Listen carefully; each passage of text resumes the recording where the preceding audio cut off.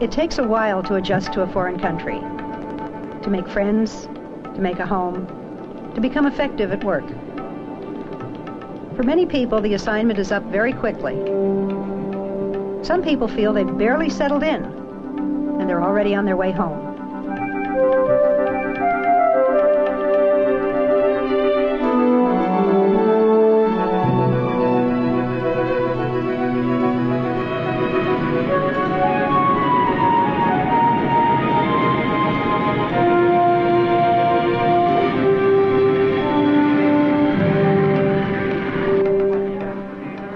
Coming home.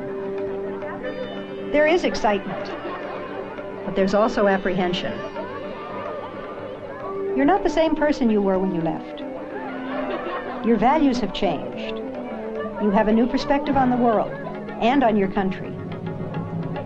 Will there be a place for you in your company? Will your friends still be there? What about home? Will it be the same as when you left? Coming back was a far worse culture shock than going. Very, very hard. Much harder to come back than it was to go over. Traumatic to come back. We're not prepared to have difficulty coming back to our own culture. We've learned, or most people do learn, before they go out overseas, something about the new place, and they expect it to be difficult. When they come back, they've been separated from things that have gone on. It's hard to make friends. It's hard to break in. It was hard to come back, and this was a surprise to me. You miss a great deal of what you've become accustomed to. I mean, your normal experiences now include a large element of the foreign.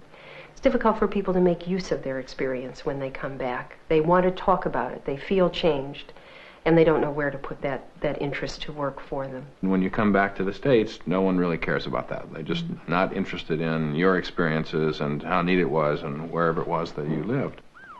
People didn't know what to do with us. Had we said we were moving from Fresno to the Bay Area, people could have dealt with that. Oh, my Aunt Sally lives in Fresno. You came from Tokyo? Oh, and that end of conversation. All of your accumulated culture shock for the year is suddenly discharged when you get back to the United States, and it is not as glorified as you have painted it in your memories. There are a lot of myths that start developing while you're overseas about, in quotes, home. It's better, cleaner, people come on time, and it's really nicer. And when you come back, you find it's complex just as life was overseas. We were just overwhelmed by how dirty the streets were. In Germany, we'd gotten very easily accustomed to the fact that streets were kept meticulously clean. The filth, which we'd never particularly noticed before while we lived in Boston, really came as quite a surprise, and not a pleasant one. You always think that America's better. Yeah. You always think that constantly. Nothing would be better than going home when you're overseas. But then you get home and then you find out you want to go back overseas again. I didn't want to leave because I had made all those new friends and everything. And I had a friend that was, he cried when I left. We were so good friends. Re-entry phase may be particularly trying for children because they've changed so much themselves in the time that they've been gone. And kids get their sense of identity from their peers, the others around them. And if the children coming back from overseas don't know what's being shown on television and they don't know what other kids are wearing or what the current slang is, they can be very quickly ostracized by groups, and it can be a minor crisis in the life of those children. When you live overseas, you get all of the tapes and records 2 years later. Yeah. So we think it's all great, and it's really fun to get all that music. Finally, it's brand new to us, and we come home, we find out we made a boo-boo, this is old stuff. Meeting friends overseas is the easiest thing in the entire world compared to coming home and trying to make friends. For one thing, you're not up on the right things to do. You don't know the right words to say. Your slang words in a teenage world, slang words are very important. And if you don't know how to put them in the right order, you're in big trouble. On returning, kids that had an overseas experience usually found they didn't fit in. They weren't like everybody else. They were more sophisticated, more mature. They'd seen a lot more, possibly more inquisitive about things, just more worldly. I do feel very different from people who haven't been outside the country before. You don't want to talk too much about it because they think it's bragging. They needed to know that when they got back, nobody cared, that they were going to have to fit in, that it was up to them to make it, and They could sort of keep that experience but not flaunt it. The spouse also goes through a considerable readjustment period in coming back, similar to the one that he or she went through overseas. Families going abroad are frequently invited out as guests of honor, and they're treated very royally. And when they go back home, they're just like everyone else. And it's hard getting used to being another person on the block kind of thing back home. There is certainly a need to reestablish one's identity in the new community and be recognized for competence, for being able to make a contribution in that community.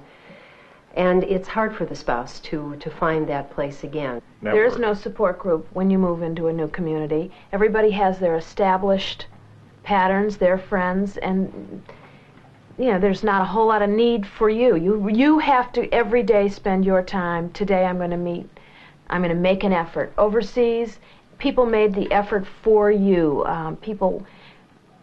Everybody could remember being new and the struggles, and so everybody was more than helpful. And the other thing is the paychecks. And that sometimes that's a shock, because when naturally you're getting your, what are they called, all these little... Well, you get subsidies. You get your housing subsidized. Your schooling, children go to a good very school. All their schooling gets paid. You perhaps get a cost of living allowance when you're down there.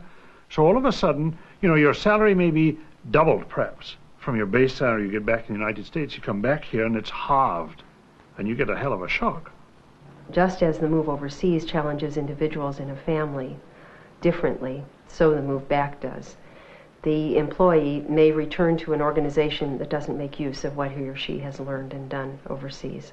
Oftentimes there's not a meaningful place of assignment in the home company when the person returns. They're not sure quite what to do with them. They don't understand the skills that the working spouse is coming back with, and so they're not sure how to use that working spouse. When you re-enter, people kind of have to learn to know you a little bit. They have to understand that, yeah, you've been out there for 5 or 6 years. You're kind of frightening to them.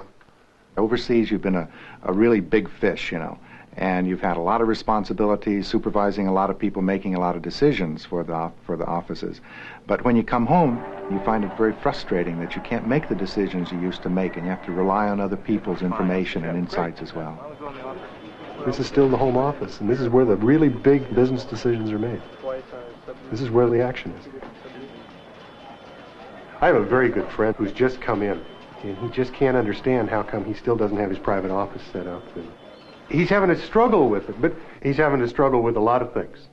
And you're trying to re-enter the job market at the same time, with the same company he's worked for 10 years. And people have forgotten him. Preparing for re-entry is a little bit like preparing for old age. You don't start when you're 70. You start before you reach that point, and the preparation for re-entry should be part of the whole cycle of moving overseas. At the time that an individual leaves the United States to go overseas, that's when you start thinking about coming back. Say goodbye to the important people here and not lead them to expect that we're going to be back, next week or something. It's a long time, and they're going to change, we're going to change, so we're not promising things we can't live up to, which then they resent and we pay for when we get home. Before you go overseas, one of the things that you as an employee should do is to find a godfather, a mentor, who will look out for your interests while you're overseas, will make sure that you're kept abreast of changes in the corporate structure, will make sure that your name pops up periodically in discussions. Hey, just had a letter from Joe, and he's doing marvelously in Timbuktu. We should think about him in a couple of years. Insist that you have with you abroad excellent means of communicating with people back home, both in the home office and socially, so that you can continue to get reports, continue to get information of what's happening back home. And you need to have a way that you continually have your input into the political arena within the organization.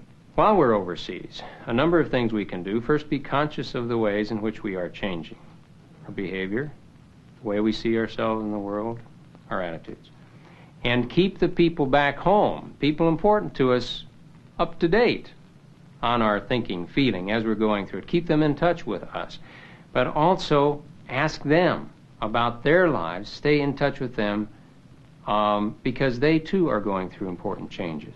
One of the bits of order I insisted of myself was to write 2 letters a week, one to my office, which gave the official version of what was going on, and one to perhaps 15, 20 members of my family, which gave the completely unvarnished, candid version with all the pluses and minuses. Present the successes that I'm having over here and the things that I'm learning. Here are the new skills I've got. Here's some new insight I've gained by being abroad. Then it's those kinds of informations that might serve to help people back home understand what a tremendous resource this person's going to be when they come back. Be very careful in some of your financial planning not to overload yourself, so if you came in and didn't have the position you thought you were going to have, that you were financially overextended. I've seen that happen. Find out within the direct time period before one comes back what it is you should know about. What is the price of real estate? Where am I going to live? Where am I going to put my child in school? What is the job market for the spouse looking like right now? Doesn't mean that you really do that much about it, but you start getting the information together. Just before coming back, again, say goodbye to your local friends, because if you have adapted to the culture and really been effective, you will have people to say goodbye to again. An international life is one of constant hellos and goodbyes. Coming back, you have to reset your expectation. You're going to have to fit in. You're going to be interested in other people around you, and that makes, at least for me, it made it easier. It's the same thing as going overseas. I mean, you can't be comparing now the way it used to be. You can't be always talking about that environment. It's not going to be the way it was. It's the way it is, and you have to learn to adjust to that. So it's reverse culture shock. You have to do the same thing again. You have to move into a new culture. Think through what you went through during your initial adjustment overseas. What worked, what didn't. It's a stressful situation. Certain things helped you, certain things did not. Learn from that, because those very things that helped you there will help you when you come home, because home is new. It's changed while you've been away. We come back from an international assignment, and we're very excited about everything that's happened to us and that we've learned and that we've seen and that we've done, and we've brought all these artifacts back, and we want to share them. Distill the essence of the overseas experience and come up with 1 or 2 things of real significance to you that you will convey to the people who are important to you here. They're not going to listen for hours to you. They're not going to see your hundreds of slides. But at least be very sure that this one thing that was significant to you, they do understand. There's connection at that one point. And don't assume that we are the people who have had the exciting time. We are the people who have something to say. Before we say anything at all to them, let's just stop and listen to them. They have been through 2 years, 3 years, important years of their lives. Let's ask them what's happened to them, and ask them again, and really listen before we start accounting our adventures overseas.